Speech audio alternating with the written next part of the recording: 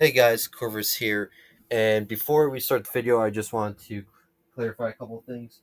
One, the reason why I've been posting lately in the past 2 weeks is because I've been extremely sick. You could probably still hear it in my voice, but I wanted to bring you guys some content for this week, even if it's just one video. So, because of that, we will be talking about Destiny 2 The Edge of Fate reveal stream. Now, if you recall from my previous videos, I said that in the past I played Destiny, and so let me just clarify that for a bit. I played all Destiny years 1, 2, 3. I loved all 3 years. They were great. Destiny 2 came along, was a big fan of Destiny 2. Loved Forsaken, and Shadowkeep broke me to the point that I stopped playing it annually, or religiously, you could say. So because of that, I've only touched Beyond Light through Lightfall, and the only things I've touched in those have been the campaigns, have done the raids or seasonal content. So I'm very well behind. So going into this live stream, the thing that I really wanted to be proof is, can a new player come back to this game? Because the onboarding experience is terrible. My friends don't want to play it. They want to wait for a D3. I personally think a D3 should have happened after the final shape, but they didn't do it. So, from this live stream, did I get that? And the answer is no. I still wouldn't recommend this game to a previous player or even a new player. Or maybe that will change once I play it. Because I am going to get this game, and I'll explain why as at near the end of the video. I get this year content. I'll explain why as we get near the end of the video. But the point I want to bring up is the fact that if you're a new ongoing player, it's still gonna be very confusing. There's still gonna be a lot of content in the game, and there's still gonna be content that got removed from the game that should be in the game because of it. So, for my initial thoughts going after finishing it is, if you're new or returning player, I still don't think you should do it. But that may change, and I'll tell you why that may change. But let's start with the beginning of the stream. So at the beginning of the stream, they showed us a trailer, and they were telling us how the Nine are going to be playing a big part into the saga, which is called the Fate Saga. So, for people that know, the Nine have been around since the beginning of D1 with Sir, the Age of Nine, and they've been expanded upon in D2, but really not been the forefront. And it looks like now that the Witness and the Darkness is destroyed, they will be the forefront. If you just heard that noise, just ignore that. So for this first expansion, Edge of Fate, we will be going to Kepler, which is just outside our solar system. So they're still not trying to get away from our solar system. I really thought this would be the expansion where we go to different solar system because it gives us more option planets wise. But that didn't happen. Maybe in the future, hopefully, because we're running out of planets in Sol. So hopefully in the future that happens. So the main things I got from Kepler is one, from at least from what they said, is one, Earth's pass is going to be merging in it because of the Nine. So that's why you saw a train, you saw a couple other things in the trailer. We also have the enemies on this planet will be the Fex and the Fallen, and the Fallen seem to be a new faction called the House of Exiles. I'm pretty sure we saw the House of Exiles back on the moon in D1. I may be wrong. It's been a while since I've played D1, so I don't know. These Fallen, when I first saw them, I was getting Hive aesthetics. Because as I was watching the reveal stream, I was like, "Oh, these Fallen are kind of like Hive slash Fallen type aesthetic." We're getting two new combatants from these factions, so that's good. I always love new enemy types, given how we've had the same 5 races for 9 years. The Fex are on the planet because they're 39, and the House of Exiles is going after someone called the Giver. Now, is the Giver going to be the new Witness? Who knows? Time will tell as the story progresses. There's going to be new abilities that come from this place called revolving around dark matter. You have dark matter construction. You could turn yourself into a dark matter ball, which allows you to go through things. And I think this is neat because it allows you to access certain locations. I think that's one of the cool things I saw from this trailer. And it's the fact that, from the reveal fans, the fact that, like, they're using the environment more, because I feel like a big issue with a lot. I think Forsaken did it well with the Dreaming City and Tangled Shore, and I don't know if they've been able to mimic this when it comes to the Savathun's Throne World, Neptune, or the Pale Hearts, since I haven't explored those a lot. But everything being open to you, you can just go there. You don't have to do anything special to get to a certain location. I always thought that was a negative part of the game. I'm liking how to access certain locations you need to use these new abilities. And also in in the trailer, we saw the No Land Beyond. I've been waiting for this weapon to come back to D2 since the beginning. I always remember back when D1 happened, me and my friends were going to private match, would fucking snipe each other in No Land Beyond. So that's cool that we're seeing that. Then we get, it looks like our new NPC for the planet who will be selling us stuff. Lodi, something like that. Looks very generic, I should say. It looks like just like a average human. I honestly, he doesn't like. I bet he's gonna give us a fantastic performance, because from the trailer, the voice lines he was given was pretty good. But he does not look like he belongs in the Destiny universe. Like, he just looks like a generic guy I would just walk across the street with. Like, I feel like every other NPC I've met so far, I'm like, okay, I can see, at least most NPCs. I'm like, okay, I can see them being part of the Destiny universe. So that's gonna be interesting. So that's my take. Honestly, you may have a different take on that. So that's basically all we got from Edge of Fate. They talked more in detail about a couple of things, but when it comes to the expansion itself, the new locations, all that, what I would say before we move on to the next part, for what I would say from just doing that is, like, it looks cool. I will say it looks cool, but it also looks very generic, like a very generic planet, very generic planet, very generic enemies, all that. The dark matter stuff is cool. The fact that they're doing non-linear for this campaign is also, for this expansion, is also cute, cool. I'm excited to see how that plays out. World tiers, that is interesting to me. I also am very excited to see that. But as of right now, without the other information we know, right now it just looks like generic Destiny expansion. So I would probably, just from the refill. So yeah. So I'm not gonna rate it yet. I'm just gonna wait. But that's my thoughts. Then they moved on to the Rites of Nine, which is kind of acting like the prologue in Destiny 2 right now, where you can replay 3 new dungeons. And from looking up, they are Prophecy, Spire of the Watcher, and Ghost of the Deep. I actually did play all 3 of them. And Ghost of the Deep was by far my favorite. I probably will check it out because I kind of want to see how the guided mode is and see how that plays a fact, because I'm not a big fan of the guided mode in Zombies, so I'm curious to see how the guided mode in Destiny 2 is. Then after that, they talked about the portal a lot. I think the portal is a very interesting system, but the way that they want it to be used, I don't think it's going to be used that way. And what I mean is, the portal, they want to use it as if you're a new player and you don't know what to do, or if you're a return player, or even if you're a current player who just wants to hop in right now activity, they do that. That's good. But in my experience, for returning players, and at least for current players, they know specifically what type of activity they want to do, so they're just hop on the planet and do it. And again, they haven't shown off a lot of the portal, but right now for me, the portal just looks like, okay, you know what? It's more for like convenience sake. Now, as a new player hopping into it, I think it may be helpful, but at the same time, I think your best bet, especially for like quests, is just to go on the map and know how to go.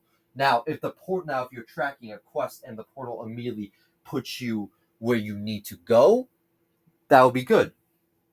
I did see how it was tracking. If I did see from the photo they showed, it was tracking seasonal challenges, is seasonal events. So maybe it will be useful, but right now I think I'm still going to use the basic map they give us. So they talked about the portal. We saw some of the fire team ops, some of the crucible ops. I will say when it comes to the fire team ops, they didn't scroll down, but if scrolling down shows you every single strike in battleground that you can play, that would be good. Because right now you in D2 you can only see strikes. You can't see the battlegrounds or the heist battlegrounds. You can only see strikes. So if we can see the battlegrounds, every single one, and we can select a certain one we want to do. Let's say if you're someone who wants to replay every single mission from release to current, that would be helpful. Okay, with that covered, let's move on to the next thing. So, this is what they said in the thing. I am hoping it's true, but when you go on the pre-order stuff, I don't. It's kind of confusing. One thing they said is seasonal content will no longer be leaving. I fucking love that. I know the game is going to get big because of this, but if this is true, if what they said meant it, this will be great. Because I think a big problem D2 right now is the fact you can't replay content you miss. You can't. They like obviously they sunsetted Red War and Forsaken, which sucks. I hate that because those two campaigns, even though Red War had its flaws, two great campaigns, and it really was a great campaign to start a new player into. And obviously they removed all the seasonal content, so that's really bad. I don't like that, especially since I've heard good things about the episodes we've got, the seasonal content we've gotten this year, and I just don't know if I'll be able to get through all of it before Edge of Fate. So that would really suck if since that's being removed. So if this is true, if no more seasonal content is being removed, that's great. The second thing they mentioned, which is the part that's confusing to me, is there's going to be no more paywalls. That is great. You don't have to pay if you don't have to pay for seasons anymore. If only you have to pay, the only thing you have to pay for is expansions. That is great. However, oh, the noise happened again. However, you may hear me do something real quick. If you do, just pay no mind to it. I just want to do this in one take, so I don't want to like cut stuff out. So, like I was saying, um, however, we have, however, in the when you go to the pre-order, if you pre-order the $80 edition or the $100 edition, it says there's like seasonal pass active. It says something like that. It said passes reward pass active. So I don't know if you just get like rewards if you log in during that season. So that's what confused me. But if there's no more paywalls, if the only two things you have to pay for in a year is the expansions, that's great. We already know there's going to be no dungeon keys. That's amazing. But there being no more seasonal paywalls, that would be even better. And they also talked about, they closed out the live stream doing something that I didn't think they would do, and it has been concerned of it, and that was showing off Renegades. And Renegades looks like it's going to be a Star Wars type expansion. Now I have two. Now, a part of me is excited for this. A part of me is like, fuck. The part that is excited is the fact that I love Star Wars. Star Wars has always been a great franchise for me. But the part that absolutely sucks is the fact if it like I here's what I'm hoping. They have Star Wars expired weapons and armor, but it doesn't take place in the Star Wars universe. Because of that, or like it doesn't do what Fortnite does. I want this to still feel like this. I want to have like a Destiny story inside the game. I want to have like a unique planet to the soul. I don't want, because we saw a desert planet. I don't want it to be Tatooine. I want it to be unique. I don't want it to be just Tatooine. Where like I like it's hard to say because I'm trying to, again, I'm doing this with no prep time.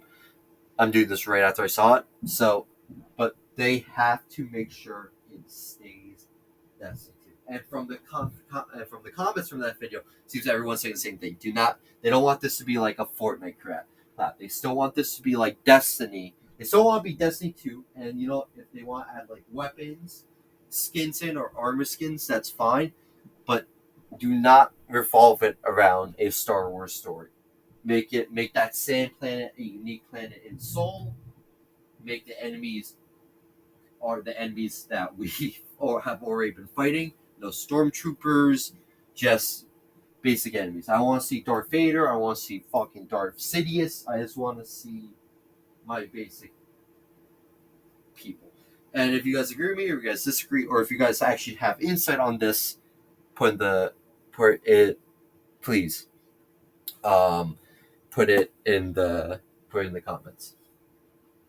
But yeah, so now let's look at the Fate Saga as a whole. So before this live stream happened, I thought one or two things were going to happen. One, this year Destiny was going to do so good that they just continue building on the saga. Or two, Marathon was going to do terrible, and they were going to just divert all their energy into making it Destiny 3. Or 3, I should say, Marathon and this new year Destiny 2 does horrible, and Bungie as a company collapses. However, it seems they have 2 years planned. They have this year, Year of Prophecy, which is Edge of Fate. I keep saying Edge of Time. Edge of Fate and Renegades. And then next year, we are getting the Shattered Cycle, I think, and Alchemist. So that's crazy. What's also crazy is these are medium-sized expansions, and they're going to be $40 each. I don't know if that's going to be worth it. So because they said it's Rise of Iron type. I don't remember how much Rise of Iron cost, but I swear it was $30. Definitely wasn't $40. I think these expansions should have been $30 each, not $40. Especially since now a lot of the shit's free. So that is difficult. I am a hypocrite. I will be paying for the $100 edition, but that's because you get General Grievous as a hunter skin, and I want it. But yeah. So now with that all said, overall thoughts. It looks in this next year Destiny looks interesting. It looks exciting. But I don't think, if you're already not playing the game, I don't think this is the time to jump in. I think, if anything, you wait and see how this year goes. If this year goes good, hop in for the next year. I don't think if you're a current player, obviously you're going to buy this. If you love the game, you're obviously going to buy this. If you're a new or returning player, I think you should hold off on it. I personally will be getting it, but that's because Star Wars. But I will be getting it. I will be playing it. Maybe I'll put stuff on the channel if this video does well. That means people want to see Destiny stuff, so I will. So maybe I'll do maybe leading up to Edge of Fate, I will do the previous stories, make a new character. But however, so that's my opinion. Overall, I would rate this reveal stream like 8 out of 10, 7 out of 10, around there. I don't think it showed me Destiny. It didn't show me something that I'm like, okay, hey, I want to come back, or hey, this looks good, I want to dive in. It's still Destiny at the heart of the game. It's still Destiny. It did look like they were resetting the power back to zero, which is cool. I like that. That's fine. But again, it looks Destiny-ish. If you don't like Destiny, you're clearly not going to like this. But who knows? Maybe when we get closer, they'll give us more fight ups and it'll look more interesting. But right now, as of right now, it's hit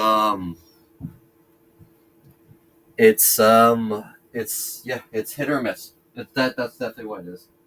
So if you guys would like to see more content like this, when I like review stuff or go over things, um, be sure to comment. If you guys want to see me do Destiny, be sure to comment. I know this one was unedited and kind of clunky. I just wanted to get something out because I've been feeling bad that for these past 2 weeks it's been silence for me. So I just want to get this out. I want to reach your audience, see what people think about Destiny Edge of Fate, see if we can get a conversation going. Because again, I have not played fully the past 4 years of Destiny. I've only jumped in like for a month, maybe a couple weeks or two, just to do the story. I haven't even touched PUBG. So if you're someone who's played Destiny religiously or played it enough to tell me how these past years have been, please let me know. But for now, I hope you all enjoy your day. Next week should be the start of getting the content back going again. And if it doesn't happen, I'm hoping I feel better. If it does happen, then and I'll do like smaller drops like this where we talk and stuff. Anyway, hope you guys have a good day, and I'll talk to you guys later. See you.